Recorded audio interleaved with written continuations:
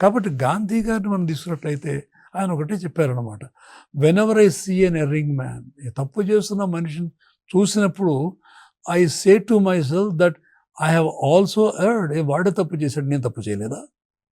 అంటే నేను పునీతుడినా?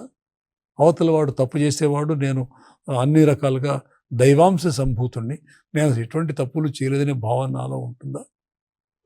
అతని తప్పు మనకు దొరికింది కాబట్టి తను తప్పు చేశాడు అంటున్నాం. నేను తప్పు చేశాను, కానీ నేను దొరకలేదు, వేరే వాడు చూడలేదు, కాబట్టి నేను తప్పు చేయలేదని కాదు.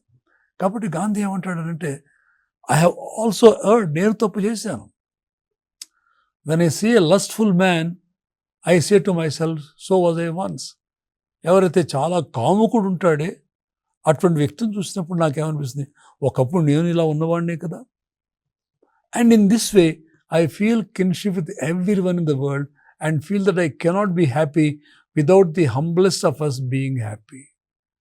కాబట్టి ఆ రకమైన భావంతో తప్పు చేసిన వాడిని చూసినప్పుడు, నేను ఒకప్పుడు తప్పు చేశాను కదా, లస్ట్ఫుల్గా ఉన్న వ్యక్తి చూసినప్పుడు నేను ఒకప్పుడు అలా ఉన్నాను కదా అనే భావం ఎప్పుడైతే నాలో నిండిపోతుందో, అతడు వేరు నేను వేరు కాదు, అతనిలో ఉన్న తప్పు నాలో కూడా ఉంది. కాబట్టి సమాజం మొత్తంలో ఏ తప్పు అనేది ఉన్నదో దాన్ని నిర్మూలించడానికి, దాన్ని తొలగించడానికి పాజిటివ్గా ప్రయత్నం చేయాలి.